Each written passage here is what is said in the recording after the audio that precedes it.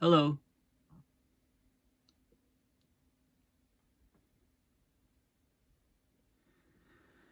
Hi. As we head to the opening of COP28 in just a few days, there's still reports coming out fast and furious by various NGOs and government groups and just about everybody on what's going on with climate change. So, in the last video, I showed how even the organizers of the COP28, because it's an oil-producing nation, and the president is the CEO of the major oil company, the Abu Dhabi National Oil Company, ADNOC. There's all kinds of stuff going on behind the scenes, negotiations, COPs being essentially used as a leverage to raise the visibility of the oil company of the UAE to the world and to set up deals to sell more oil. So this really kind of, undermines the process. It's supposed to be climate negotiations to reduce fossil fuel consumption. And it's a big, actually, embarrassment to the United Nations Framework Convention on Climate Change.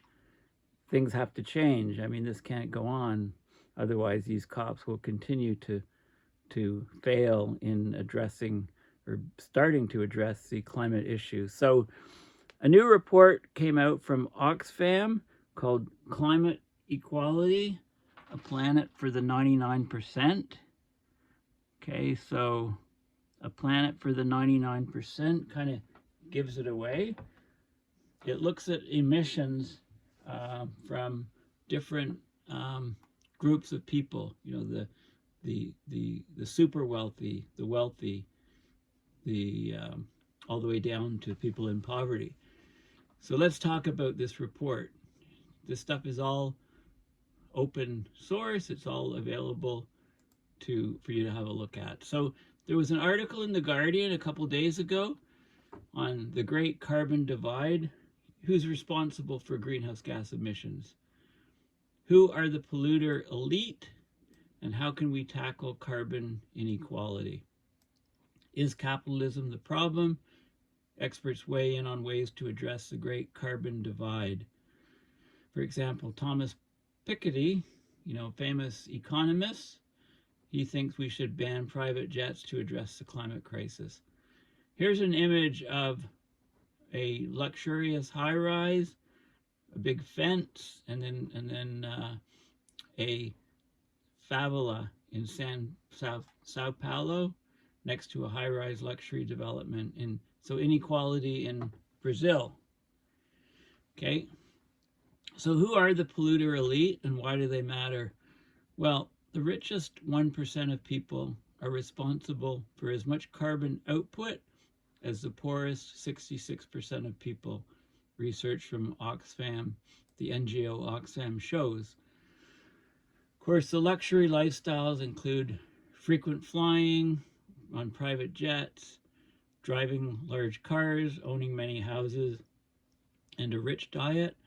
And those are among the reasons for the huge imbalance. But there's much more than that. Okay, we have to think about the very, very rich people in terms of how much they are depleting the remaining carbon budget. Well, there is no remaining carbon budget really for 1.5, but they talk about it, so let's pretend that there is. So it says right now millionaires alone are on track to burn 72% of the remaining carbon budget.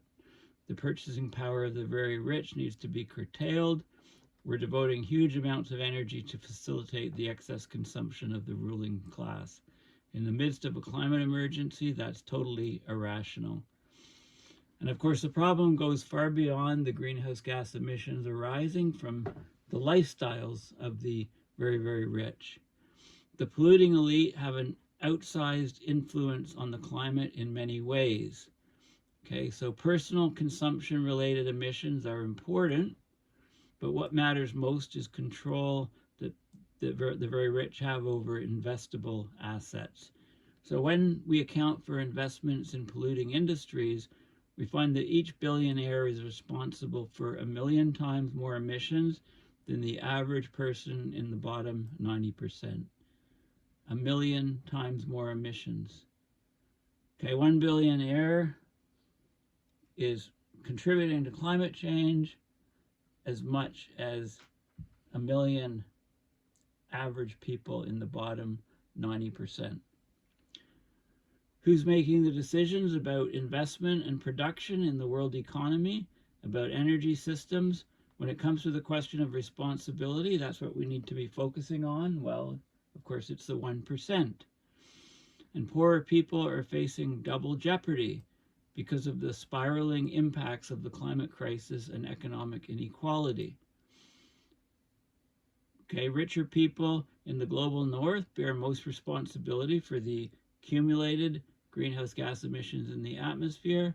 They've reaped the benefits of carbon use, but now poor countries are bearing the brunt of the damage caused by those emissions and are facing massive financial constraints in responding to those challenges that they didn't create. So it's like a double jeopardy. Poorer people are getting screwed twice, basically. Low-income countries are currently allocating more than twice as much funding for servicing their debts as they do to social assistance, 1.4 times more than they do to health care, and much more than they can to climate adaptation. So how do we actually find ways for them to be able to tackle these climate challenges, which have been caused by the global north, in such a way not to push them further into this debt spiral? It's simply impossible to have a polluting elite and a livable climate. Okay, the high emissions of rich people in industrialized countries are basically, can be thought of in terms of colonialism. Carbon inequality is effectively a colonization of the atmosphere by the capitalist elite of the planet through hyper-consumption and pollution, while the cost of that climate coloniality is borne disproportionately by the marginalized and vulnerable communities in developing countries. Okay, you know, the culture of rich people and rich countries, it's build, use, and then discard. That can't continue in a world of finite resources and planetary boundaries. And I read an interesting study, which is sort of an update to the Club of Rome 1972 study, Limits to Growth, and I'll talk about it in a future video. It talks about this, you know, our world of finite resources and the planetary boundaries. And the Stockholm Institute does a lot of work on planetary boundaries, led by Johan Rockström. Okay, what the 1% do is overuse the Earth's resources through extraction, hyperconsumption, a discard culture that produces enormous amounts of waste and pollution, and all of these processes together create significant strains on the planetary systems. So there's a quote from Kevin Anderson, you know, very highly respected climate scientist from the UK. He says that the 1% of richest emitters also influence far wider consumption. They use their hugely disproportionate power to manipulate social aspirations and the narratives around climate change. These extend from highly funded programs of lying and advertising to proposing pseudo-technical solutions, from the final financialization of carbon to labeling extreme any meaningful narrative that questions inequality and power. So they frame the problem, and the framing is very dangerous. It's compounded by a typically supine media owned or controlled by the 1%. Okay, so the fix is in, basically. The tendrils of the 1% have twisted society into something deeply self-destructive, and that's from Kevin Anderson. Okay, Thomas Piketty, the French economist, he says that policies that target the super rich could range from banning private jets or taxing them heavily to wealth taxes, carbon taxes, consumption taxes, windfall taxes on the bumper profits of oil and gas firms, potentially of other high carbon industries, and frequent flyer levies. Okay, and it goes on. There's other quotes from people about debt forgiveness for poor countries, actively scaling down less necessary forms of production, things like mansions, weapons, aviation, and fast fashion. Sorry. Under capitalism, investments directed to what is most profitable to capital. So we produce a lot of SUVs, aviation, fast fashion, industrial meat, because these are highly profitable. Okay, and yeah, so basically, we have huge inequalities, and there's lots of suggestions in this report, on how we can reduce inequalities within countries. The differences in carbon footprint of rich and poor people within countries are now greater than the differences between countries. Okay, so what do we do about that? It's a rapidly widening inequality gap. It's an issue at UN climate summits, like the COP28 coming up. We already talked about the organizers and their promotion of fossil fuels in bilateral meetings closed to the public. But unfortunately, many national negotiators at the conference seem to align with the interests of the wealthiest rather than the majority of people within their own countries. Okay. Is capitalism the problem? Many thinkers today see carbon inequality as the outcome of a much bigger problem, capitalism. We need states to undertake an extensive, deep intervention in the reorganization of economic activity that's necessary for a just transition. Carbon wealth taxes don't even begin to scratch the surface of that transformation.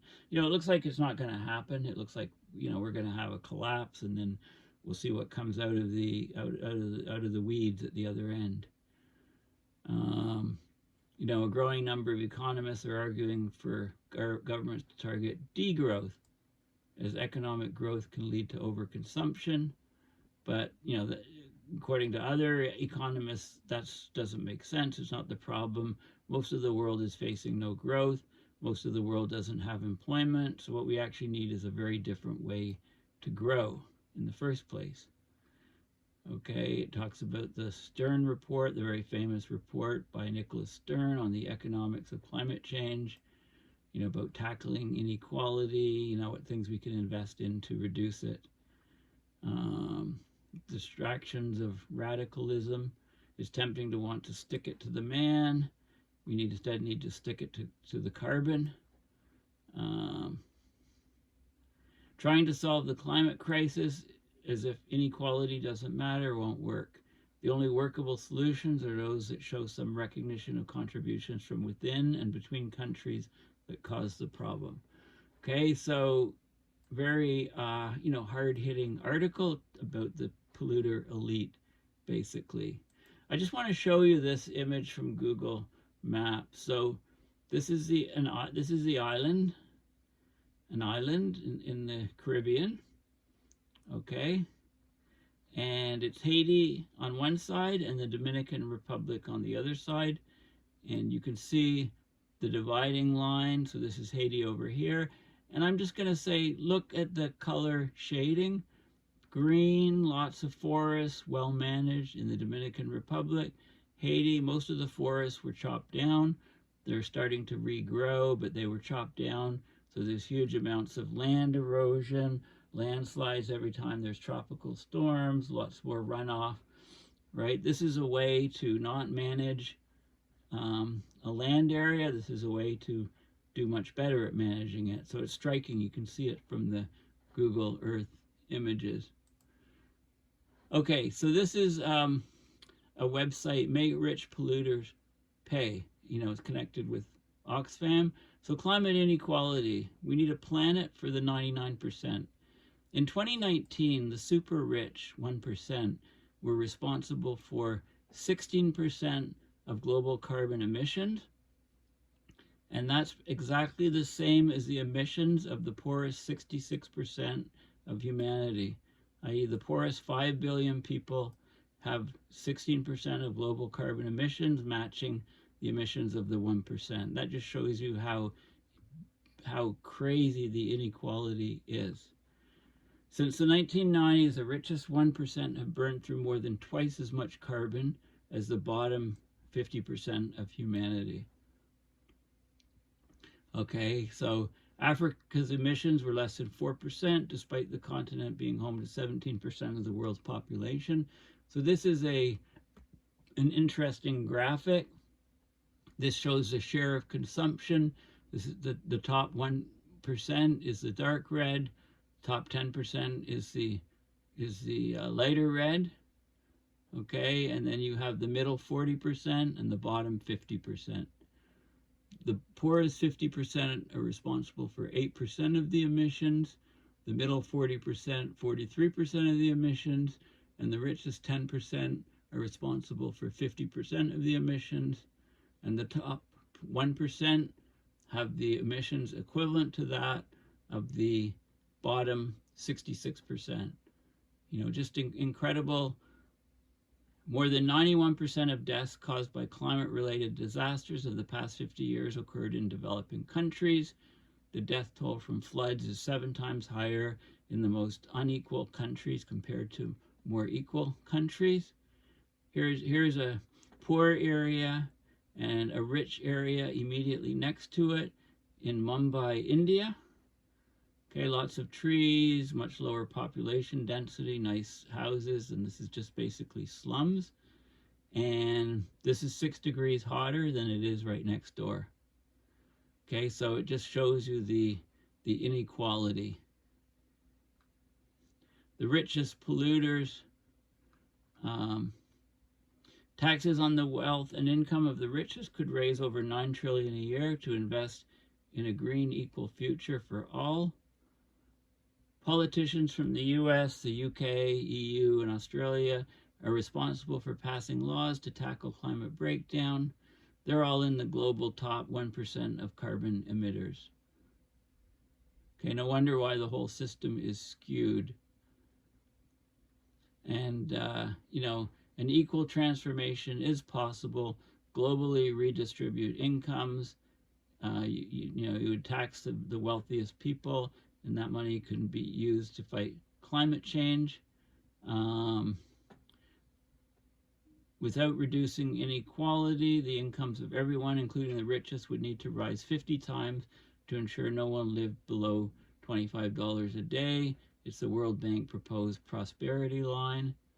An estimated 760 million people do not have access to electricity. Up to 2.3 billion people still use polluting fuels and tech for cooking, largely in sub-Saharan Africa and Asia. Okay, so that's their website, and this is the report, Climate Equality. So we'll have a look at the we'll quickly have a look at this report. We'll have a look at the executive summary, and then and then just look at some of the figures in the bulk of the main report. So we face a twin crises of climate breakdown and runaway inequality.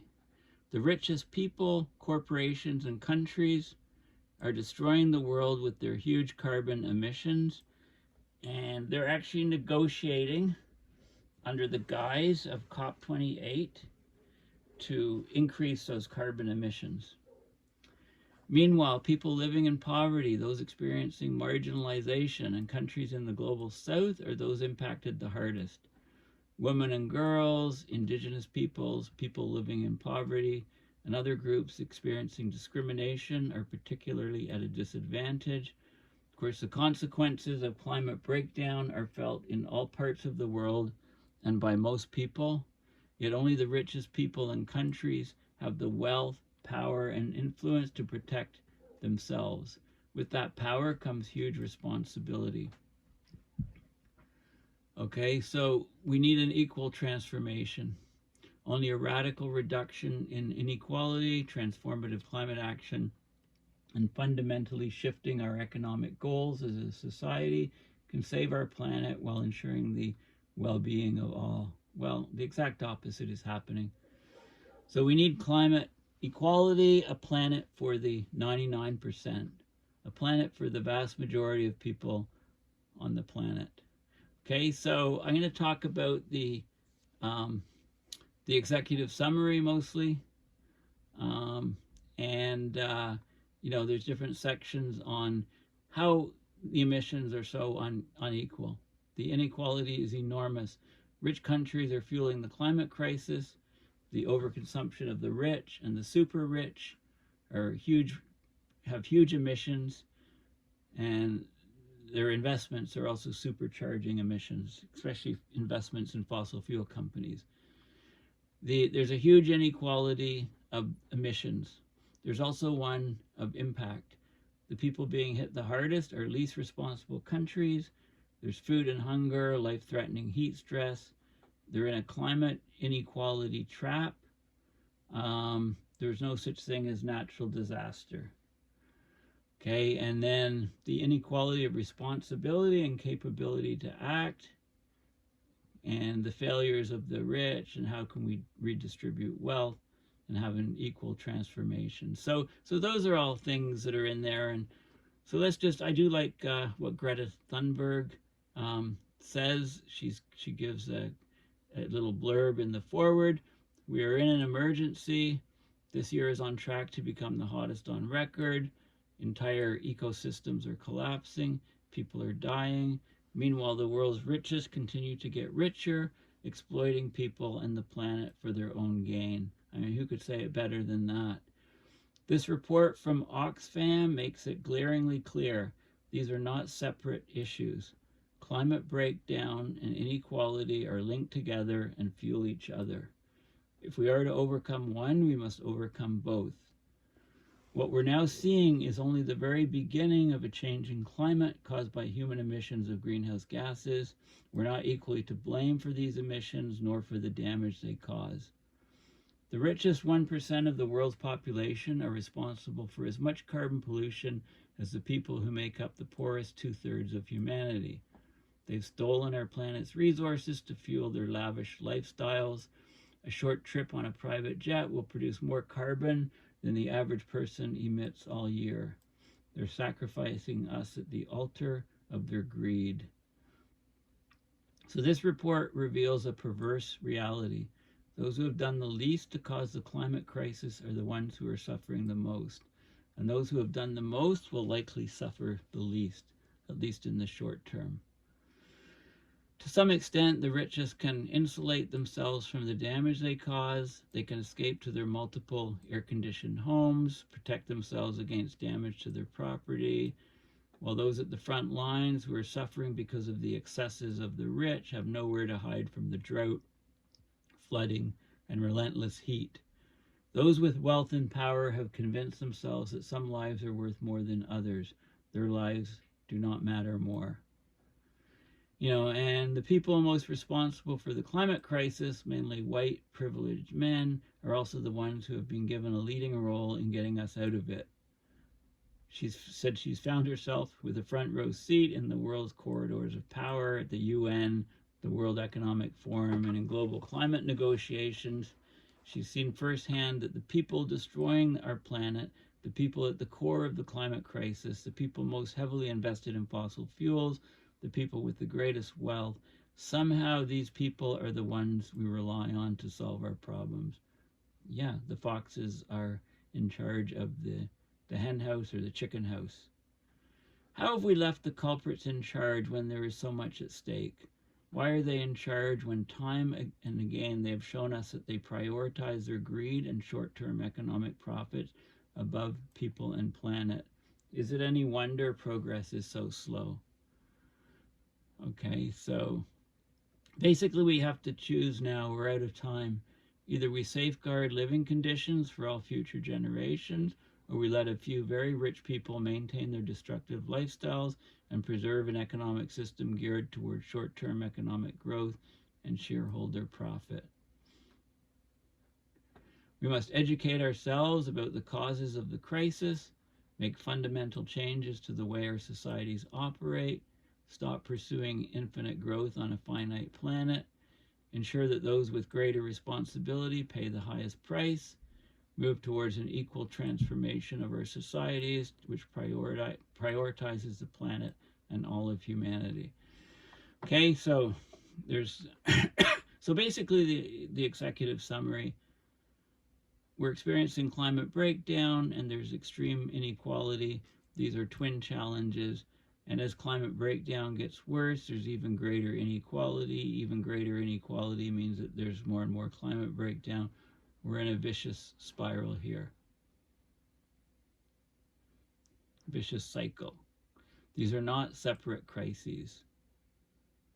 Okay, so this report is arguing to break that cycle, to get a planet for the 99% in which we address extreme inequality and climate breakdown together.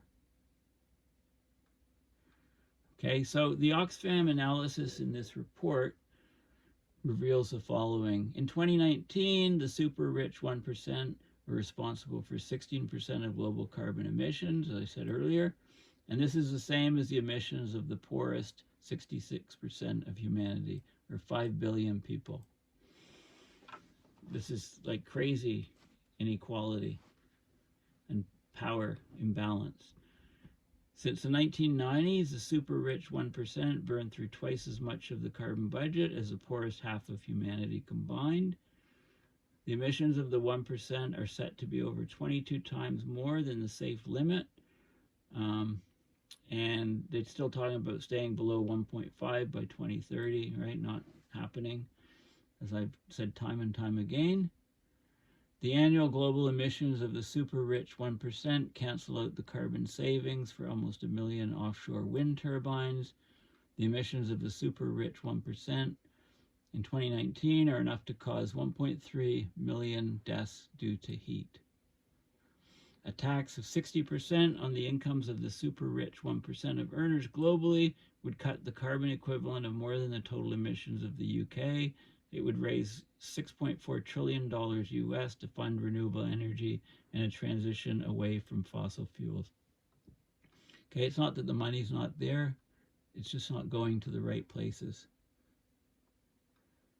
Okay, this is a good image of people golfing on a nice course, finishing their round while a wildfire burns in Eagle Creek near Portland, Oregon. I've seen this picture before. It's kind of startling.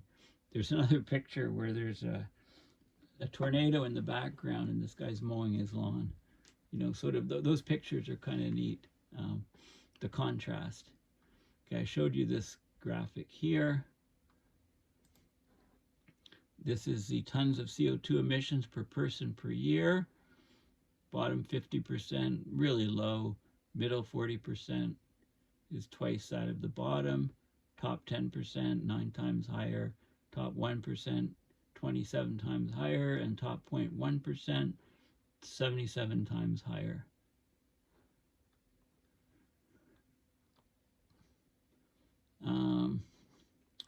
Okay, let's just go. Okay, so this is a couple examples of super wealthy people. Larry Ellison, net worth 88 billion, 135,000 tons of CO2 equivalent per year, his investment emissions. Carlos Slim, net worth 64 billion, almost 7 million tons of CO2 equivalent per year. Right? So super rich people have an outsized influence on politics. For example, all U.S. senators who ratify global climate treaties on behalf of the USA have a salary that puts them in the top 1% of carbon emitters globally. Members of the U.S. Congress are estimated to own 93 million in stocks in fossil fuel industries. Right? It's just a perverse power system, and it's one that dooms the planet, basically, because it puts ever more money to fossil fuels, and then there's propaganda. 1/3 of the top media companies have major individual owners who are billionaires. A notorious example is Rupert Murdoch, whose family controls Fox News, among many other media outlets. In the first half of 2019, 86% of segments on climate change on Fox News were dismissive of the climate catastrophe, cast doubt on global warming, or employed fear-mongering when discussing climate solutions. Okay, yet the richest countries and the richest people are the most insulated from the climate catastrophe they have caused.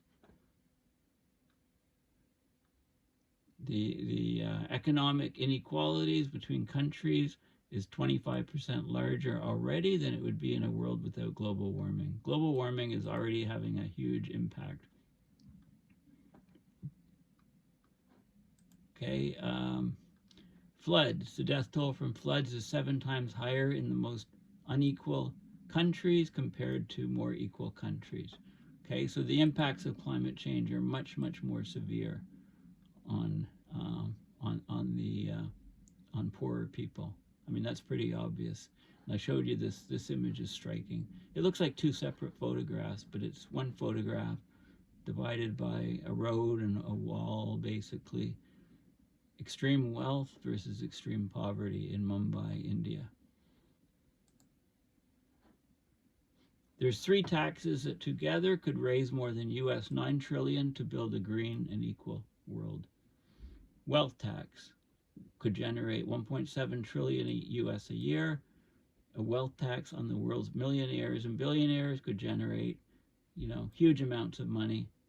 A top-up punitive wealth tax on investments in polluting activities could raise at least a further 100 billion a year, right? That would cover all of the loss and damages going to poorer countries. It's not like the money is not there, it's just who has it. Could be a top income tax. An income tax of 60% on the top 1% of earners would generate US 6.4 trillion per year. We had that in the past.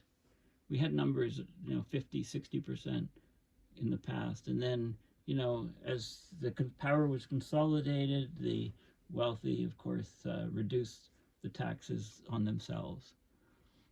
Right? Just human nature, human greed, I guess. And then there's windfall corporate taxes up to 941 billion a year. Together, 722 of the world's biggest corporations have raked in over US 1 trillion in windfall profits each year for the last 2 years. Of these, 45 energy corporations make on average US 237 billion a year in windfall profits. A tax of 50 to 90% on the windfall profits of 722 mega corporations could have generated up to, almost $1 trillion. Okay, so this is what we need. We need more equal societies, stopping the climate breakdown. We need a positive cycle. Okay, and then the report goes into more detail in all of the different sections, and I'm just going to show you some selected images. So this is the poorest people over here. They see the highest impacts, have the highest risks from climate change, and the risk drops as you go to the richest people. The responsibility, the emissions increase greatly with the richest people. The responsibility and ability and power to respond is, of course, way higher with the on the rich side, the power structures of society. Okay, and so it goes into the inequality of emissions,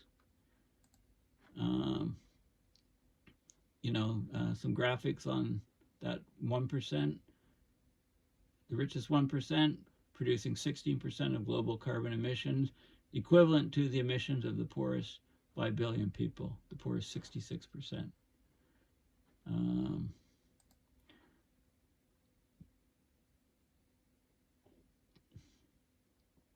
Okay, this is interesting. This is the chart I was looking for.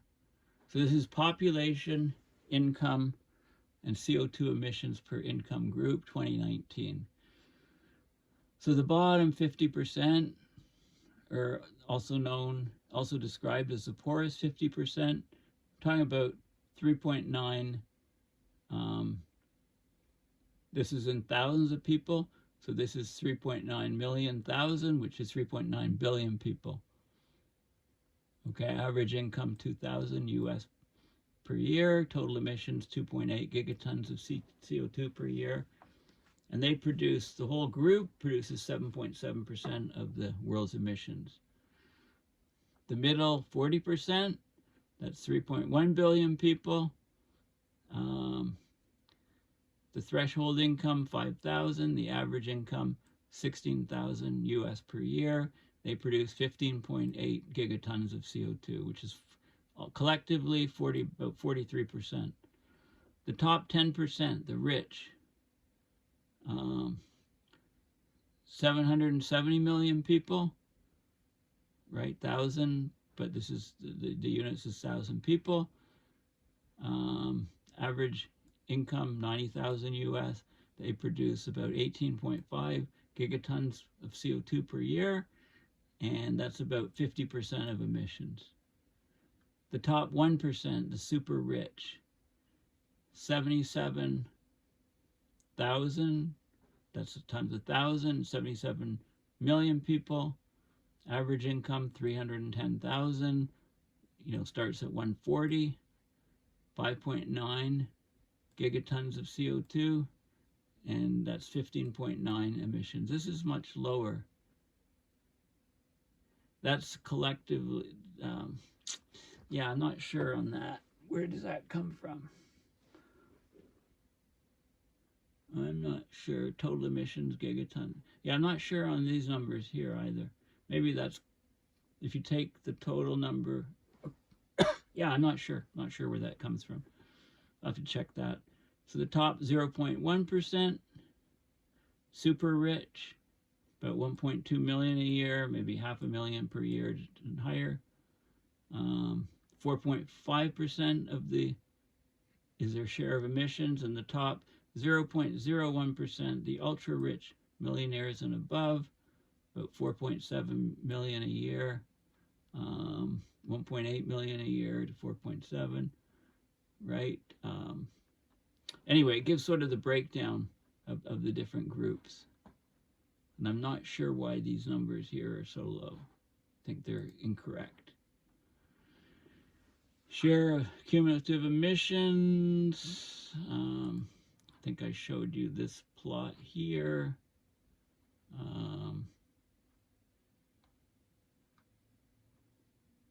What does this show? GDP of the world, GDP at risk due to water stress, due to physical events, due to heat waves. The world, upper middle income, right? Lower to middle income, much higher effects to people in lower to middle income than in. So basically, if you've got more money, you can be more resilient to climate change and to heat stress and water stress. Okay, and then it divides up the risks. So very huge high risks in South Asia, Central Asia, Middle East and North Africa, Sub-Saharan Africa, right? Europe, much lower risk, although the risks are getting much higher even for wealthy and rich countries. Let me see what this is. This is observed regional effects of climate change on agricultural productivity across the world from 1961 to 2015. And you can see the impact, a drop of 40% in many of these African countries. The US, interestingly, is a drop of 10 to 15%. Canada, slight net gain. Russia, slight net gain. Heat stresses. Okay, I mean, this report is quite lengthy.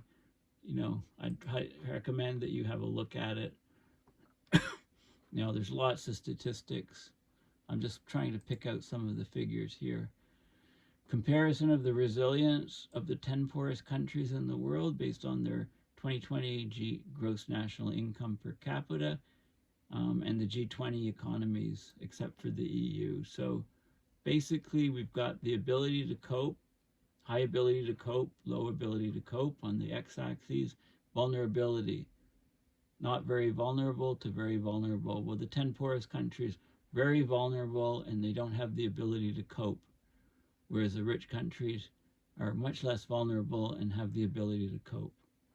Okay, so it's total inequality, huge inequality.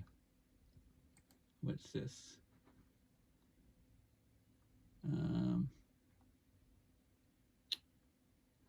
Top 10%, bottom 40%, the income share. It's just another way of depicting what we've been talking about, the inequality of people and their ability, their inability to cope, and the emissions that each different group produces.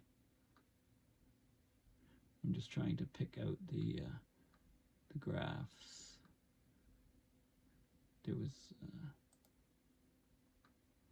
right, and there's lots of suggestions and things for what people need to do, and notes, heavily referenced. I mean, from page 117 to 136, it's just all references, additional reading articles, many links to articles and stuff.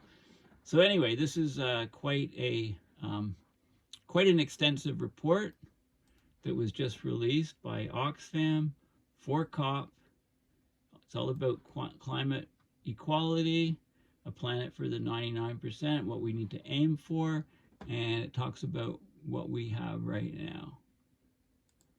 And what we have right now is huge inequalities in the emissions from the different groups, the super rich 1% versus the bottom 66%.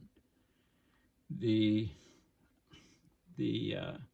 resilience, lack of resilience of the people that didn't cause the problem, and all the different inequalities. So anyway, it's very important report.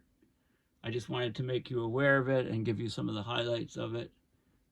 Please consider going to my website, paulbeckwith.net, and donating to my PayPal to support my research and videos, which are clearly focused on things that have been released and are still being released just prior to the start of COP28. So thanks again for listening, and bye for now.